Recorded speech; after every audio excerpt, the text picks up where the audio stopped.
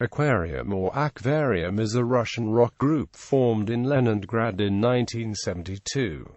The band had many member changes over its 40-year history, and at the end the only remaining original member was lead singer and founder Boris Grebenshikov. Former band members have included Anatoly Gunitsky, Dyusha Romanov, Sergey Kuryokhin, and Vsevolod Gackel. Formation. First lineup. Aquarium was formed in 1972 by two friends. Boris Grebenshikov, then a student of applied mathematics at Leningrad State University, and Anatoly Gunitsky, a playwright and absurdist poet. The founding members were Grebenshikov, George Satsanoidy, Alexander Vasilyev, Valery Warmed. The popular story behind the name Aquarium is that it was inspired by the Budapest Street Leningrad pub, the Aquarium, and suggested by one of the band members. However, Grebenshikov has given differing stories in interviews, suggesting alternately that it came through band word association sessions or was inspired a glass aquarium-like building. In late 1972, guitarist Edmund Shkoliarsky was briefly a member of the band. Bass player Michael Feinstein Vasilyev, the first professional musician in the Aquarium, joined in January 1973. In the same year, keyboardist Andrew Dyusha Romanov also joined the band, and, inspired by rock flautists Richard Mayer and Ian Anderson, retrained as a flautist.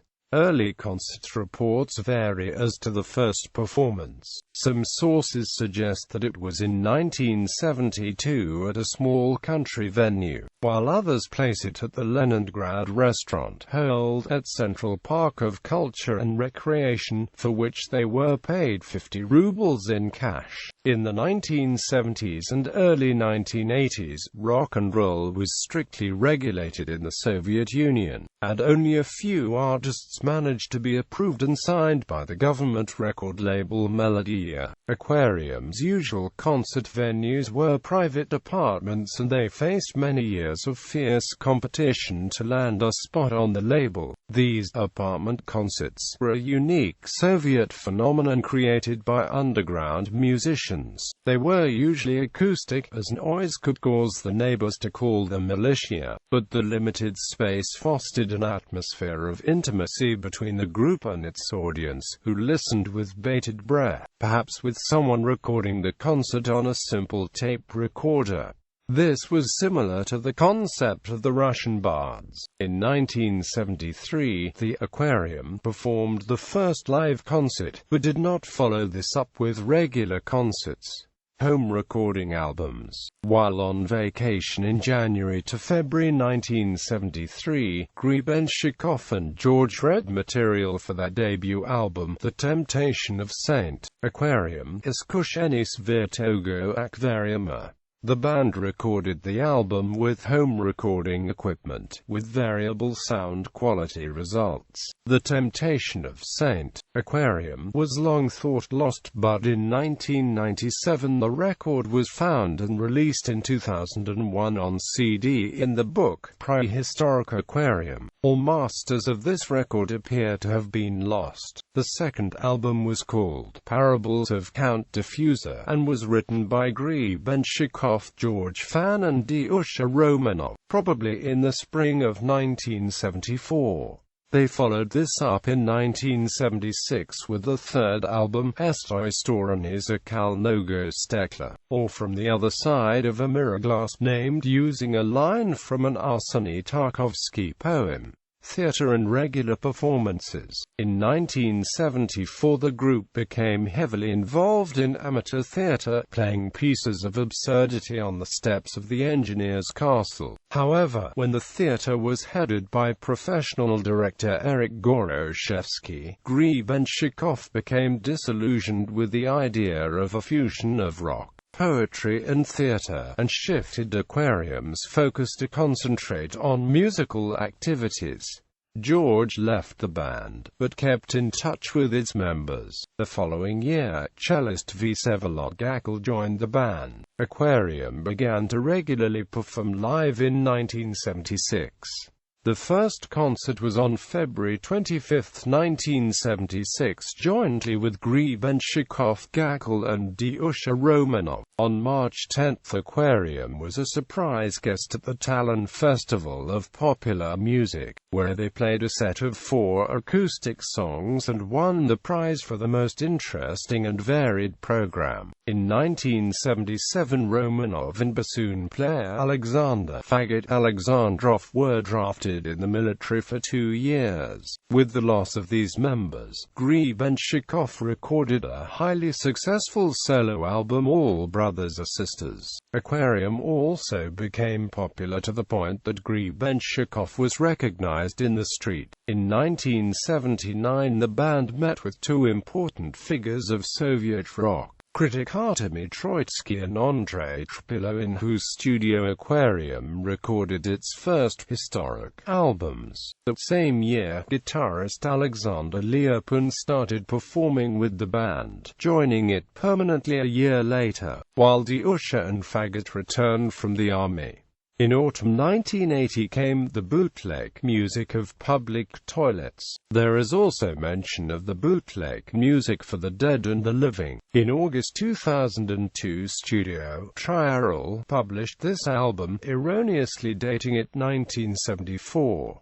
Tbilisi Rock Festival. Aquarium burst into the consciousness of the Soviet rock scene by competing at the 1980 Tbilisi Rock Festival. The band caused a scandal with the performance, which was considered bizarre and shocking. During the set, Grebenshikov lay down on the stage and made provocative movements while playing the guitar, causing all the jury members to demonstratively leave the hall. Aquarium was accused of promoting homosexuality, incest and indecency, and banned from the festival. The incident became known in Leningrad, and as a result Grebenshikov lost his job and was expelled from the Komsomol. However, while they did not receive any prizes, the band's performance made them become a symbol of the Soviet alternative culture. Until 1987, Aquarium recorded all of their albums in live concerts and in a self-assembled underground studio disguised as a young technicians club. A notable exception was the album Radio Africa, which was secretly recorded using a government-owned mobile studio after bribing a technician. Mainstream success.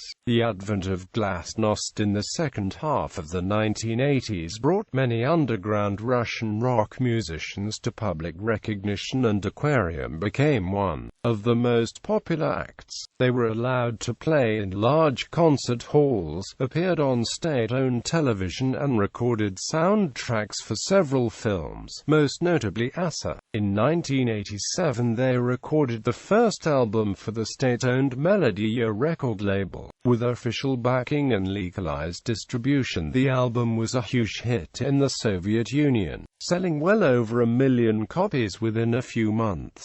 Grebenshikov subsequently recorded 2 albums in English and toured with several different backing bands. In 1992, after the breakup of the Soviet Union, he released music under the name The BG Band. The Russian Album, a collection of melancholic folk songs influenced by his travels all over Russia and demonstrating a return to his Russian roots.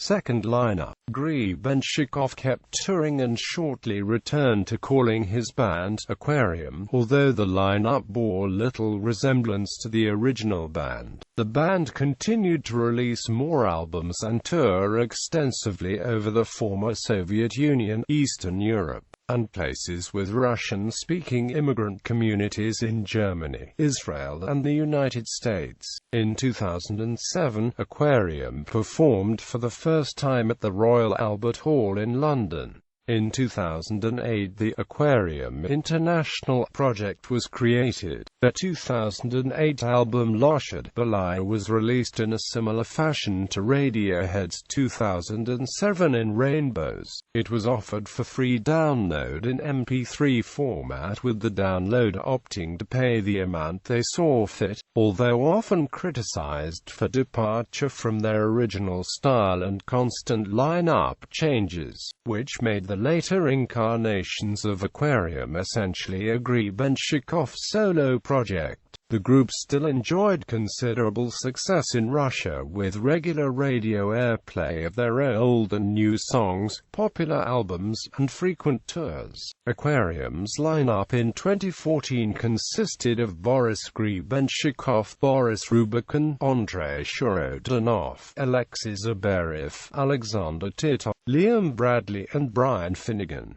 Musical influences. Aquarium were strongly influenced by Western rock music, particularly by the Beatles, Bob Dylan, David Bowie, T-Rex, and progressive rock acts like Jethro Tull, King Crimson, and Roxy Music, as well as by new wave and reggae artists. This was reflected in the band's often complex compositions and wide-ranging lyric themes, even including references to Celtic and Indian cultures. Discography, albums, filmography, documentary films about Akvarium and Grebenshikov rock, dir. Alexei Yukitel, Soviet Union, The Long Way Home, dir. Michael Apted, United States. Soundtracks by Akvarium, Ivanov, dir. A. Nekoroshev, A. Bilkovsky, Asa, dir. Sergey Solovyov, Zolotoy Sun, dir. Sergey Debizhev, Chernaya Rosa, Emblema Pekali, Krasnaya Rosa, Emblema Lyabvi, dir. Sergey Solovyov, DVA Karpatana 2, dir. S. Debizhev,